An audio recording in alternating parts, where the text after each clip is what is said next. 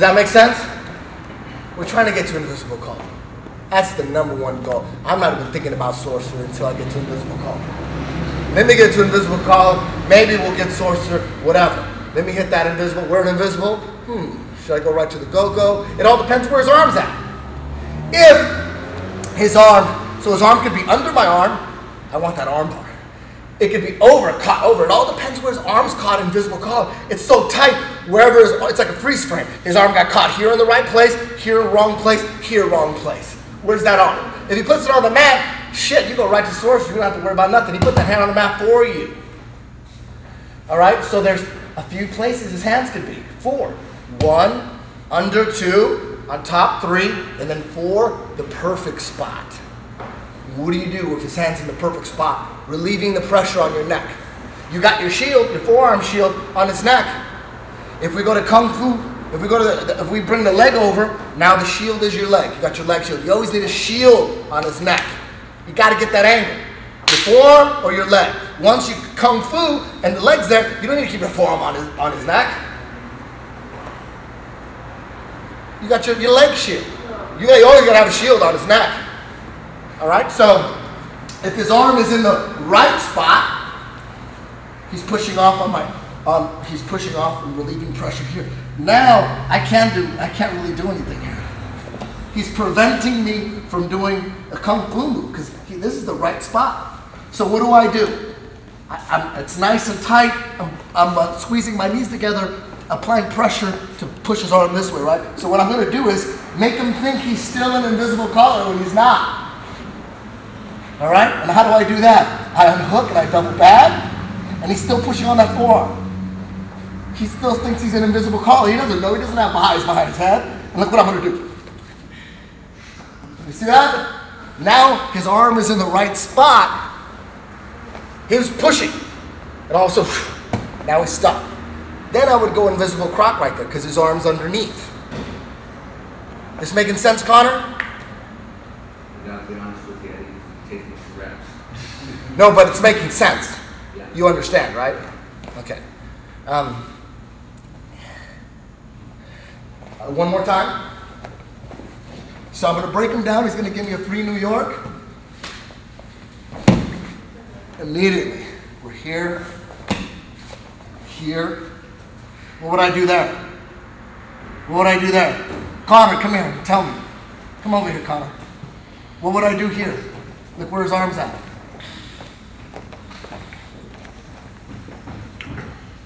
What would I do? What finish? Try and push the cross, invisible croc. Invisible croc, beautiful. His arm's down here. So then I would bring this here, hold that hard, and then shift.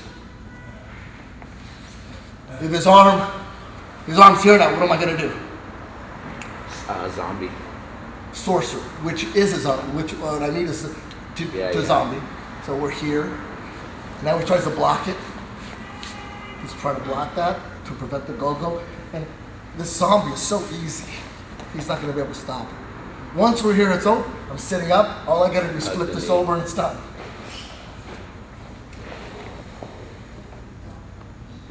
All right? One more time. Now if his hand's in the perfect spot again, we'll do that one more time.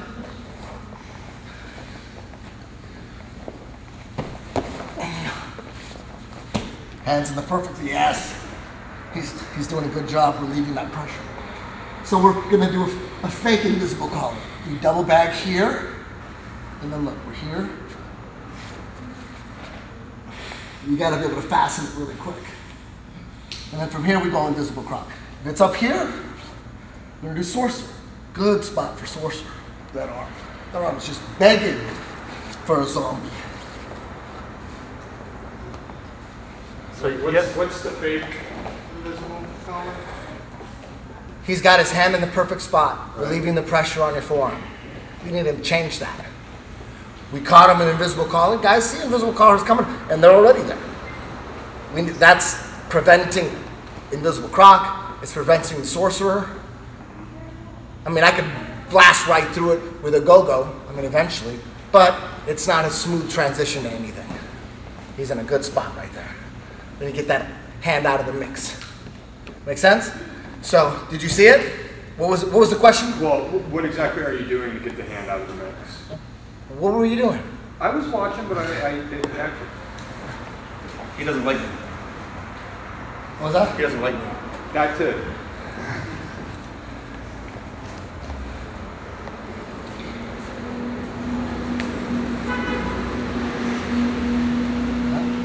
All I'm doing is faking an invisible calm.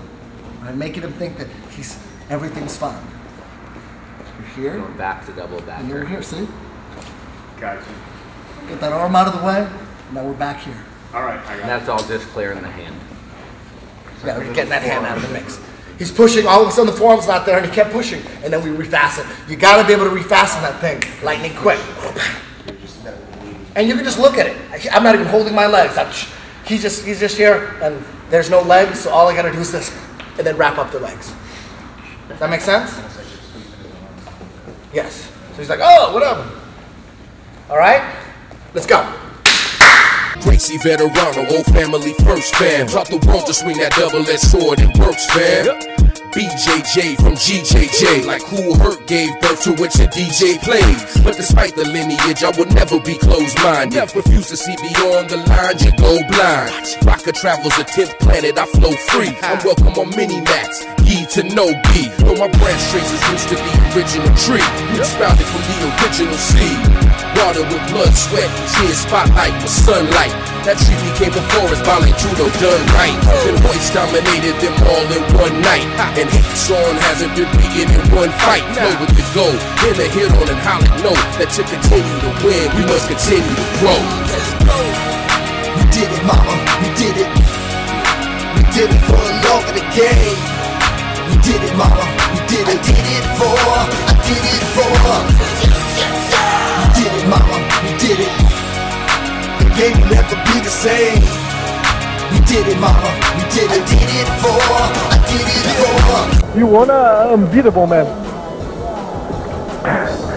He's the legend. I can't believe I won. Can't believe I won. Well, the match was on. It was supposed to happen in Abu Dhabi 2011 in Nottingham, but he backed out. He didn't want to do it, you know, so I don't blame him. He doesn't want to do it, whatever. Starting from single, he's holding it nice and tight. I'm defending. He'll roll in a Jew claw here, and he can do several things.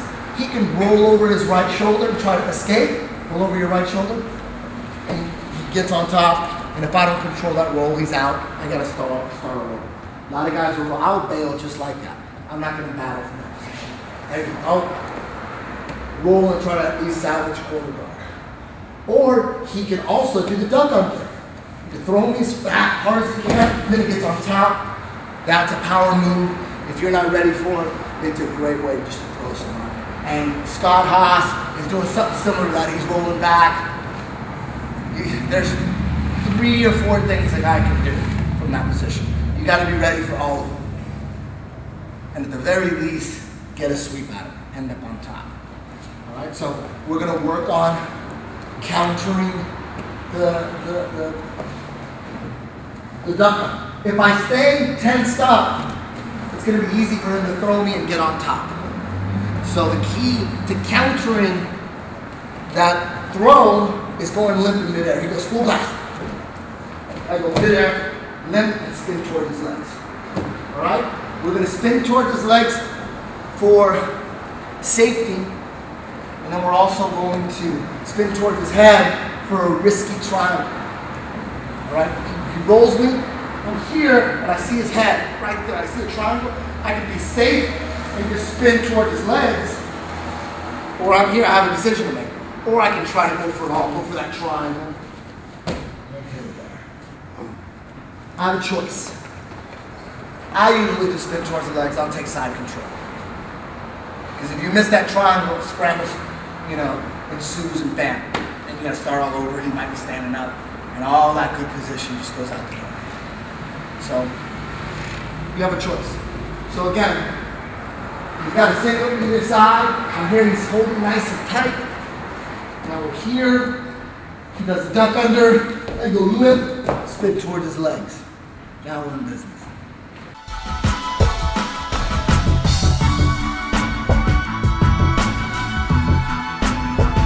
Well, I'm a big conspiracy theory nut, and I really got into Zecharia Sitchin.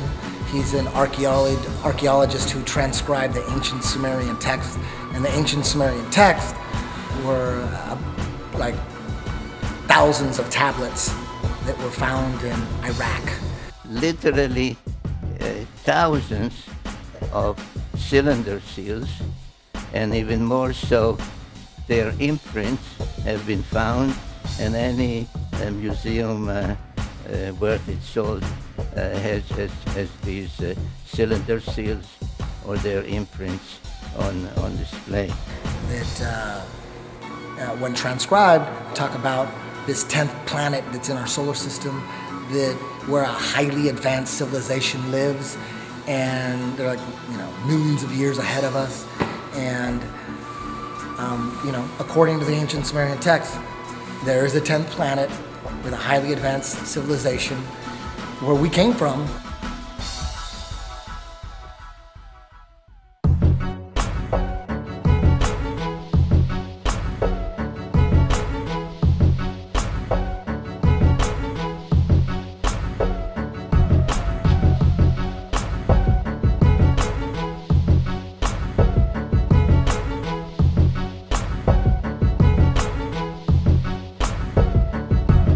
How could possibly the Sumerians know all that? That the sun is in the center, and that's how this solar system came into being, and there was an invader, and the invader has this great elliptical orbit, etc. And the answer again, it is written down on, they're called cylinders, square cylinders in this case. And this is called the Sumerian King List. And it says that about 430,000 years before the deluge, people called Anunnaki, in this text, called Anunnaki, came from their planet and visited Earth and brought civilization to Earth. And the whole 10th planet theory, and it's actually called Nibiru to the Sumerians. That's the name of that 10th planet. It's called Nibiru. And I wanted to call my jiu-jitsu Nibiru Jiu-Jitsu initially. I thought, you know, there's Japanese Jiu-Jitsu, then Brazilian Jiu-Jitsu, American Jiu-Jitsu. Nibiru Jiu-Jitsu would be off the hook. You know, they're millions of years ahead of us. Like, their Jiu-Jitsu must be insane. So, but it kind of sounded, it was, you know, it didn't sound that great. And Joe Rogan was the one that said, why don't you just call it 10th Planet Jiu-Jitsu? And I thought, that sounds stupid, 10th Planet Jiu-Jitsu. I think I'll stick with Nibiru Jiu-Jitsu. And like 5 minutes later, it just sounded good to me. I'm like, 10th Planet Jiu-Jitsu sounds awesome. Let's do it.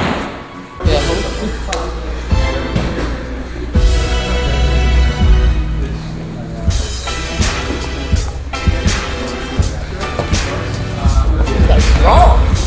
Yes. Kind of explosive.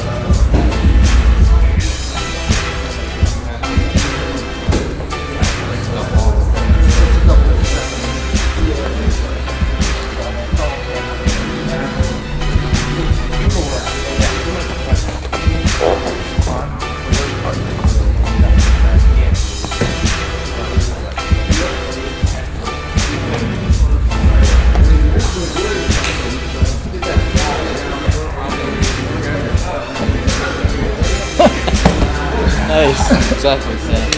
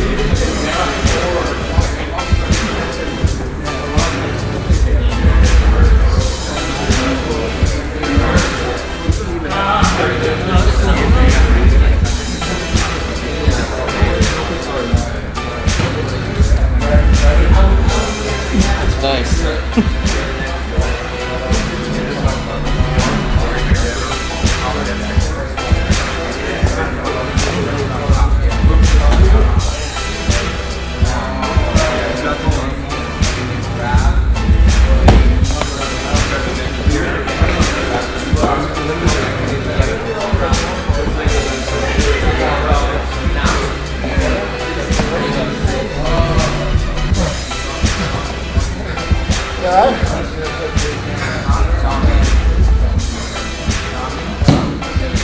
Tired?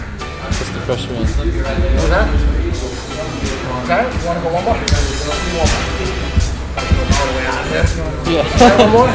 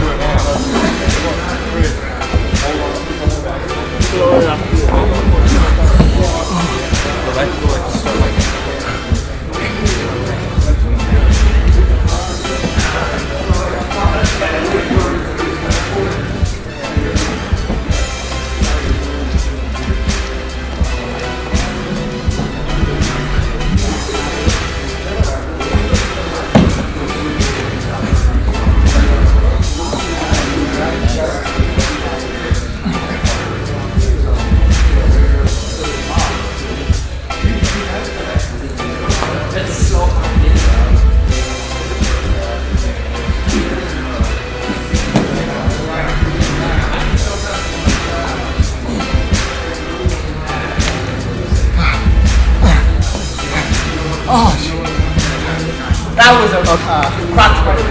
Okay. Similar to banana split, but again, different angles.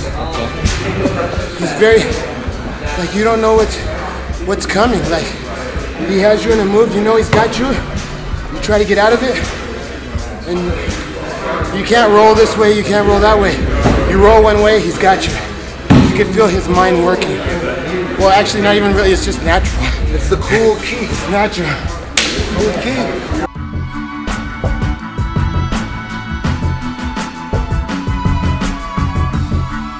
Most people don't know that I'm actually a musician first. I've been producing music my whole life and moved to Hollywood to become a rock star at 21.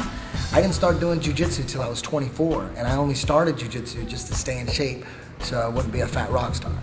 And currently, and I never gave up the music. Music's always been in my life. I've been in many bands, produced many demos, and currently, Danny Lohner, ex 9 Inch Nails, he's producing my album. My band's name is Smoke Serpent. It sounds like if The Cure, Depeche Mode, Marilyn Manson, and Smashing Pumpkins got together and put together a rap band. That's what Smoke Serpent sounds like.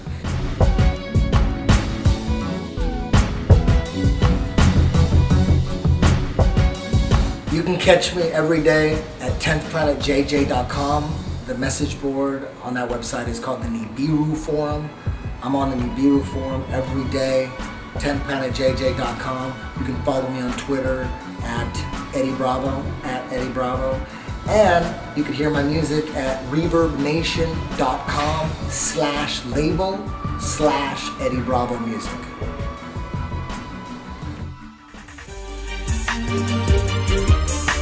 Like I said, Danny Lohner's producing it. He's produced, songs for Perfect Circle, Hollywood Undead. He's remixed Depeche Mode, Marilyn Manson, Eminem. He's done a lot. And like I said, he was in 9 Inch Nails for 10 years. He was Trent Reznor's right-hand man. And he's producing the Smoke Serpent album. The debut album should be out November, December, hopefully by Christmas, and it's gonna shock the world.